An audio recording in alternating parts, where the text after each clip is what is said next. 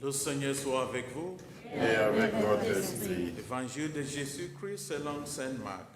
Gloire à toi, Seigneur. En ce temps-là, Jésus se mettait en route quand un homme accourut et tomba à ses genoux, lui demanda: Bon maître, que dois-je faire pour avoir la vie éternelle en héritage? Jésus lui dit: Pourquoi dis que je suis bon? Personne n'est bon sinon Dieu seul. Tu connais le commandement: ne commets pas le meurtre, ne commets pas d'adultère, ne commets pas de vol, ne porte pas de faux témoignages, ne fais de tort à personne, l'honneur ton père et ta mère. L'homme répondit: Maître, tout cela, je l'ai observé depuis ma jeunesse. Jésus posa son regard sur lui et il l'aima et lui dit: Une seule chose te manque. Va, vends ce que tu as et donne les autres pauvres. Alors tu auras un trésor au ciel. Puis vienne sur moi.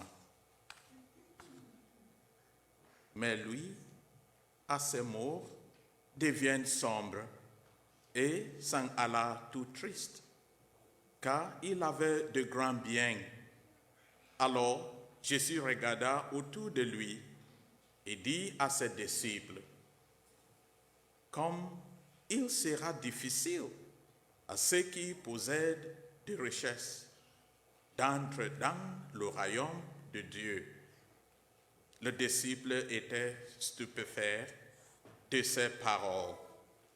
Jésus, reprenant la parole, leur dit: Mes enfants, comme il est difficile d'entrer dans le royaume de Dieu, il est plus facile à un chameau de passer par le trou d'une aiguille qu'à un riche d'entrer dans le royaume de Dieu.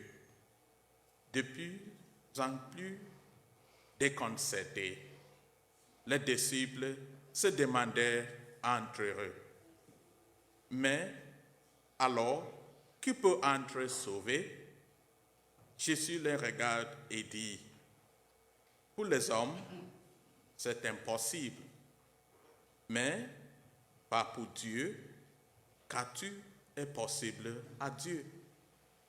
Pierre s'est mis à dire à Jésus: Voici que nous avons tout quitté pour te servir, pour te suivre. Jésus déclara: Amen, je vous le dis. Nul n'aura quitté, à cause de moi et de l'Évangile, une maison, des frères, des sœurs, une mère, un père, des enfants ou une terre, sans qu'ils reçoivent en ce temps déjà le centuple, maison, frères, sœurs, mères, enfants et terre, avec des persécutions, et dans le monde à venir, la vie éternelle. Acclamons la parole de Dieu.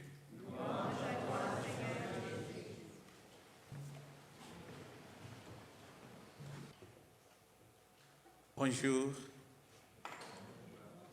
et je souhaite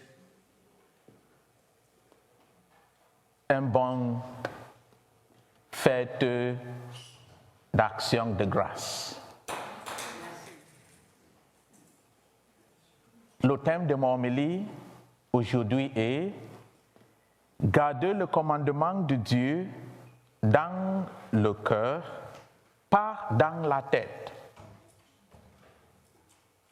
Garder le commandement de Dieu dans le cœur, pas dans la tête.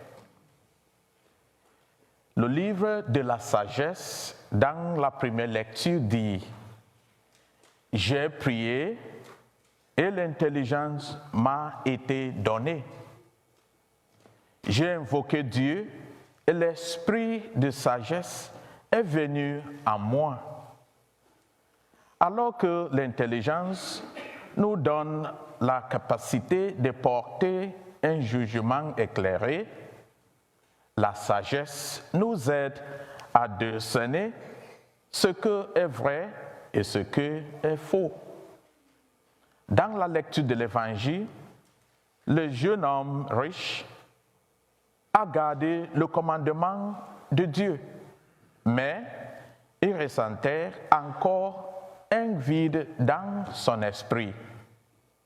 Il savait que quelque chose n'allait pas chez lui, mais ne pouvait pas comprendre ce qui c'était. Lorsque Jésus lui a dit de vendre tout ce qu'il avait, de donner l'argent aux pauvres et de le suivre, il était si triste. L'homme riche a gardé le commandement dans sa tête, pas dans son cœur. Garder le commandement du Seigneur dans le cœur signifie partager ses dons et ses talents avec les autres pour le bien du royaume. Certains partagent juste pour se mettre en valeur. C'est mal. Partager parce que cela fait de nous des humains pleinement en Christ. Comme Pierre et les autres apôtres qui ont partagé leur vie pour le Christ, nous hériterons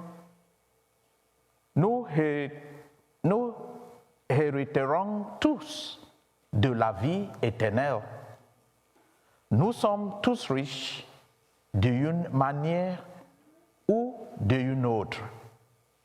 Mais si nous ne partageons pas avec les autres, il sera difficile d'entrer dans le royaume des cieux. Laissons la parole de Dieu rendre nos cœurs semblables aux siens dans l'amour, comme le rapporte le deuxième lecture. Alors que nous prions à ce sujet, joignons-nous au psalmiste pour dire: remplis-nous de ton amour, ô Seigneur, afin que nous nous réjouissions et soyons heureux. Amen. Que la paix soit avec vous.